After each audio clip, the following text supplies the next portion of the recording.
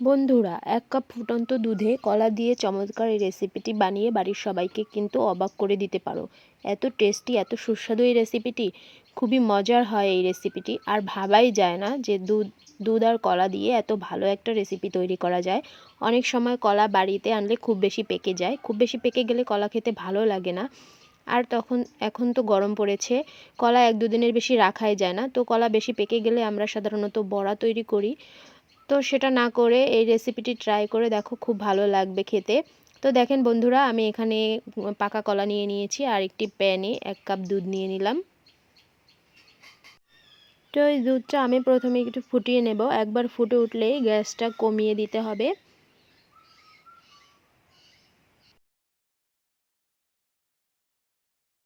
তো দেখেন ফুটে উঠেছে। এখন আমি গ্যাসের আঁচটা কমিয়ে দেব এবং আমি এর মধ্যে দিয়ে দেব পাকা কলা।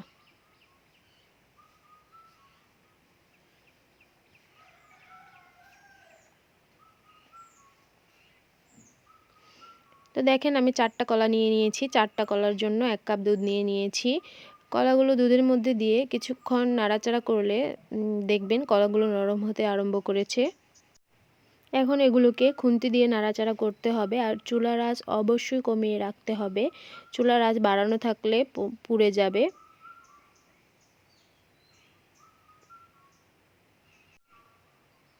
কিছুক্ষণ নাড়াচাড়া করার পরে কলাগুলো যখন নরম হয়ে আসবে তখন খুন্তির সাহায্যে কলাগুলোকে এভাবে করে কেটে নিতে হবে।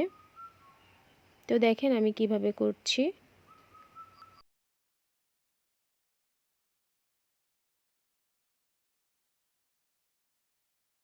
তো দেখুন বন্ধুরা, দেখেই বোঝা যাচ্ছে কলাগুলো অনেক নরম হয়ে এসেছে। তো আমি এভাবে খুন্তির সাহায্যে সমস্ত কলাগুলো একটু টুকরো টুকরো করে নিচ্ছি। এরপরে আমি একটা চামচের সাহায্যে কলাগুলো পিষে নেব। তো আপনারা চাইলে ম্যাশারও ইউজ করতে পারেন। তো আমি এরকম একটা চামচের সাহায্যে কলাগুলোকে ঘেটে নিচ্ছি। তো দেখেন বন্ধুরা, আমি সমস্ত কলাগুলো খুব ভালোভাবে ম্যাশ করে নিয়েছি। একটু দলা দলা থাকলে তাতে কোনো সমস্যা নেই, তাতে আরও বেশি ভালো লাগবে রেসিপিটা খেতে। খুব ভালোভাবে মিশিয়ে নেওয়ার পরে আমি এতে দিয়ে দিচ্ছি 1 কাপ চিনি। তো চিনিটা আমি কলার সাথে খুব ভালোভাবে মিশিয়ে নিচ্ছি। তো বন্ধুরা, এখানে আমি সাদা চিনি ব্যবহার করেছি, আপনারা চাইলে লাল চিনিও ব্যবহার করতে পারেন। এখন আমি এর মধ্যে দিয়ে দেব 150 থেকে 200 গ্রামের মতো গুঁড়ো দুধ। দিয়ে ভালোভাবে মিশিয়ে নিতে হবে এবং এটাকে অনবরত নাড়তে থাকতে হবে। আঁচটা কমিয়ে রাখতে হবে। এখন এতে সামান্য পরিমাণে লবণ দিয়ে দিব। তো বন্ধুরা, এই লবণটা অপশনাল, আপনারা চাইলে নাও দিতে পারেন। তো আমার ভালো লাগে তাই আমি লবণটা দিয়ে দিচ্ছি। তো দেখেন আমি সামান্য পরিমাণে এর মধ্যে লবণ দিয়ে দিলাম। তো লবণ দিয়ে ভালোভাবে মিশিয়ে নিচ্ছি। এইবার আমি এতে দিয়ে দিচ্ছি 2 চা চামচ ঘি। ঘি দিয়ে ভালোভাবে কলার সাথে মিশিয়ে নিতে হবে। যতক্ষণ না ঘি কলার সাথে মিশে যাচ্ছে ততক্ষণ নাড়িয়ে নাড়িয়ে মিশিয়ে নিতে হবে। তো দেখেন আমি খুব ভালোভাবে কলার সাথে ঘিটাকে মিশিয়ে নিয়েছি। এখন এটাকে খুব ভালোভাবে নাড়িয়ে চাড়িয়ে ভাজতে হবে। এখন আমি এর মধ্যে দিয়ে দিচ্ছি ছোট এলাচ গুঁড়া। 3-4টা ছোট এলাচের গুঁড়ো করে আমি এর মধ্যে দিয়ে দিলাম, এটা ফ্লেভারের জন্য। এখন আমি এর মধ্যে দিয়ে দেব কিছু কাঠবাদাম এবং কাজু বাদাম আমি থেতো করে নিয়েছি, সেটা আমি এর মধ্যে দিয়ে দিলাম। তো এগুলোকে দিয়ে আমার এটাকে অনবরত নাড়তে থাকতে হবে।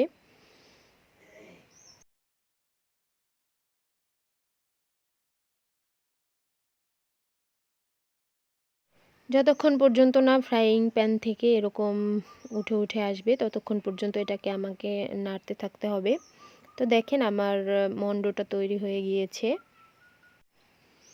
এভাবে নেড়ে চেড়ে সমস্ত মন্ডটাকে আমি ভালোভাবে ভেজে নিয়েছি। তো দেখেন, দেখেই বোঝা যাচ্ছে কতটা সুন্দর হয়েছে। এখন আমি এটাকে নামিয়ে নিব। এরপর একটা ছোট প্লেটের মধ্যে আমি ঘি ব্রাশ করে নিচ্ছি, আপনারা চাইলে তেলও ব্রাশ করে নিতে পারেন। তো এখন আমি মণ্ডটাকে এই ছোট প্লেটের মধ্যে সমানভাবে ছড়িয়ে দেব। তো দেখেন আমি ছড়িয়ে দিয়েছি, এখন ঠান্ডা হওয়া পর্যন্ত অপেক্ষা করতে হবে। এটা পুরোপুরি ঠান্ডা হয়ে গেলে কাটতে সুবিধা হয়, কিন্তু আপনাদের দেখানোর সুবিধা মানে আপনাদের জন্য আমি ভিডিও করতেছি, এই জন্য ঠান্ডা হওয়ার আগেই কেটে নিচ্ছি। তো পুরোপুরি ঠান্ডা হলে এটা কাটতে খুবই সুন্দর হবে, সুন্দরভাবে কাটা যাবে। তো দেখেন এখন আমি আমার পছন্দ মতো পিস করে নিচ্ছি, আপনারা আপনাদের পছন্দ মতন কেটে নিতে পারেন। এরকম কলার হালুয়া একবার তৈরি করে খেয়ে দেখবেন, এতটাই দুর্দান্ত হয় খেতে, এত টেস্টি হয় যেটা বলে বোঝানো যাবে না। তো আমি একটু দেখার সৌন্দর্যের কারণে আমি এর উপর একটু পেস্তা বাদাম দিয়ে দিচ্ছি। তো দেখেন আমি একটু পেস্তা বাদাম দিয়ে দিলাম। তো দেখেন দেখেই ভালো লাগতেছে, অনেক সুন্দর হয়েছে কলার হালুয়া। তো আপনারা অবশ্যই বাড়িতে ট্রাই করে দেখবেন।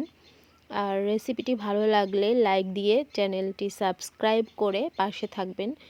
ধন্যবাদ সবাইকে।